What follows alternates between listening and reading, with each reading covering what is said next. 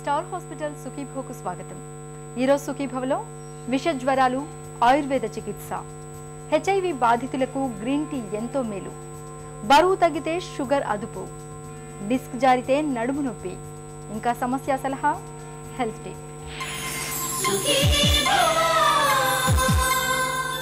తరచూ కురుస్తున్న వర్షాల ధాటికి పరిసరాలన్నీ జలమయం కావడంతో నేడు దోమల సంతతి ఇబ్బడి ముబ్బడిగా పెరిగిపోయింది.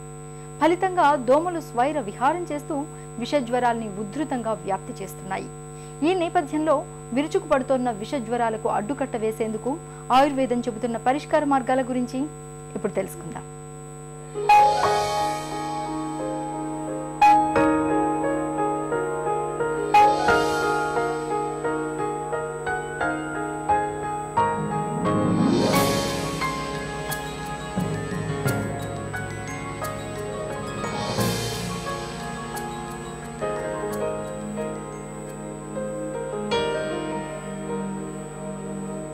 వర్షాకాలం వచ్చిందంటే అందరికీ ఆనందమే.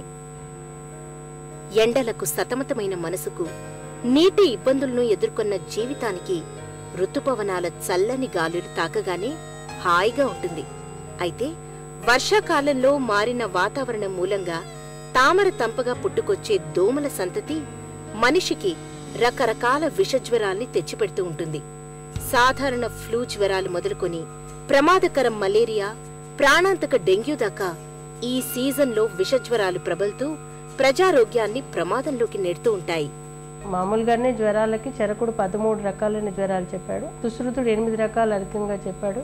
మొత్తం కలిపి 21 రకాలైన జ్వరాలు చెప్పడం జరిగింది. అయితే ఏ జ్వరమైనా కానీ లక్షణాలు ఆల్మోస్ట్ సేమ్ ఉంటాయి. అలాగే వైరల్ ఫీవర్స్ వచ్చేసి 200 రకాలైన వైరసెస్ ఉన్నాయి. ముఖ్యంగా ఇన్ఫ్లుయెన్జా వైరసెస్ అనేవి చాలా కామన్గా సీజన్ మారినప్పుడు వస్తూ ఉంటాయి. దీనికి కొన్ని చిట్కాలు చెప్తాను. ముఖ్యంగా ఏంటంటే మనకి జ్వరం వచ్చినప్పుడు ప్రలాపం వేడెక్కువ అధికమవుతూ ఉంటుంది.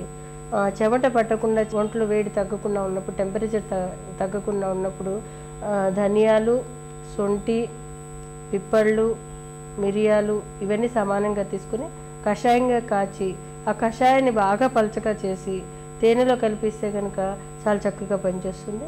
అలాగే తులసి ఆకుల రసం తరచూ ప్రతి 15-20 నిమిషాలకి ఇస్తూ ఉంటే కనుక, ఎందుకంటే ఇది అజీర్ణాన్ని తగ్గిస్తుంది. ఎందుకంటే వీళ్ళకి జ్వరం వచ్చినప్పుడు అజీర్ణం కూడా ఉంటుంది. కాబట్టి దీన్ని ప్రతి 15-20 నిమిషాలకి కషాయంగా తేనె కలిపి కానీ, పంచదార కలిపి కానీ అలా ఆపడంగా కూడా ఇచ్చేస్తే కూడా చాలా చక్కగా జ్వరం తగ్గుతూ ఉంటుంది. సో ఇవి కాకుండా ఏంటంటే ఒంటికి తడిబట్ట పెట్టి తుడవలు లాంటివి చేయడము, అలాగే కొన్ని రకాలైన చల్లటి పదార్థాలను ఇవ్వడం ద్వారా, అంటే చందనం లాంటివి నీళ్ళలో కలిపి ఇవ్వడం ద్వారా కూడా ఈ యొక్క టెంపరేచర్ కంట్రోల్ అయ్యి జ్వరం తగ్గడానికి అవకాశం ఉంటుంది. వర్షాకాలం క్రిములు, కీటకాలకు అనుకూలం. ఎక్కడ పడితే అక్కడ నీరు నిల్వ ఉండటంతో పారిశుధ్యం లోపిస్తూ ఉంటుంది. ఇలాంటి వాతావరణంలో దోమలు బాగా వృద్ధి చెంది మలేరియా, గన్యా, డెంగ్యూ లాంటి విషజ్వరాల్ని వ్యాప్తి చేస్తూ ఉంటాయి. ఎనాఫిలస్ దోమల కారణంగా మలేరియా జ్వరం వస్తూ ఉంటుంది. మలేరియాలో జ్వరం రోజు విడిచి రోజు వస్తూ ఉంటుంది. ఏడిస్ దోమలు గన్యా జ్వరాన్ని తెచ్చిపెడతాయి. గన్యా జ్వరం బారిన పడ్డప్పుడు కీళ్లలో తేళ్లు కుట్టినట్టుగా భరించలేని నొప్పులు ఉంటాయి. ప్రాణాంతకమైన డెంగ్యూ జ్వరాన్ని టైగర్ దోమలు ఒకరి నుంచి మరొకరికి వ్యాప్తి చేస్తూ ఉంటాయి. చికిత్స విషయానికి వచ్చేసరికి ఈ వైరల్ ఫీవర్స్కి ఆయుర్వేదంలో చాలా చక్కటి ఔషధాలు ఉన్నాయి. ముఖ్యంగా ఏంటంటే సుదర్శన్ చూర్ణం అనేవి దొరుకుతాయి మార్కెట్లో. వీటిని నిస్సందేహంగా వాడుకోవచ్చు. ఎందుకంటే వీటిలో హెర్బ్స్ మాత్రమే ఉంటాయి, చెట్ల మందులు మాత్రమే ఉంటాయి. కాబట్టి వీటిని ఒక అర చెంచాడు, అంటే రోగి బలాన్ని బట్టి, అంటే చిన్నపిల్లలు అయితే 10 సంవత్సరాల లోపు పిల్లలైతే కనుక 1/4 టీ స్పూన్ పొద్దున్న సాయంత్రం 2 వంతులు తేనె కలిపి పాలతో పాటు అనుపానంగా ఇస్తే కనుక త్వరగా జ్వరం తగ్గుతుంది. సుమారు 10-15 రోజులు ఇవ్వాల్సి వస్తుంది. ఒకవేళ జ్వరము తగ్గాక కూడా ఒక 1 వీక్ 10 డేస్ ఇవ్వడం ద్వారా ఇంకా మళ్ళీ ఇతరత్ర సమస్యలు రాకుండా అగ్ని పెరిగి, ఆకలి పెరిగి యాక్టివ్గా ఉంటారు. ఈ మందుతో పాటు వాళ్ళు రొటీన్గా వేసుకునే మందులు కూడా వేసుకోవచ్చు. అలాగే మృత్యుంజయ రస్ అని, ఆనందభైరవి రస్ అని, రామబాణ రస్ అని అలా రకరకాలు ఉన్నాయి ఔషధాలు.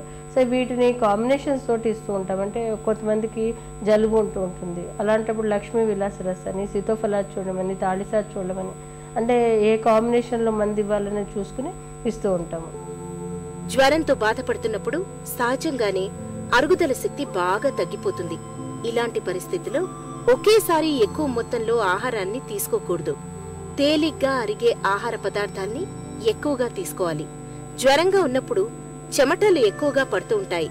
దీంతో శరీరం నుంచి నీరు, లవణాలు ఎక్కువ మొత్తంలో బయటకు వెళ్లిపోతూ ఉంటాయి. ఈ పరిస్థితిలో శరీరంలో నీటి సమతుల్యత దెబ్బతినకుండా ద్రవాహారాలను ఎక్కువగా తీసుకోవాలి. పళ్ల రసాలు, పాలు, మజ్జిగ లాంటి వాటిని తరచుగా తీసుకోవాలి. వైరల్ ఫీవర్స్ వచ్చినప్పుడు జాగ్రత్తగా ఉండాలి. ఎందుకంటే ఇవి ఒకళ్ళ నుంచి ఒకళ్ళకి తుమ్ము,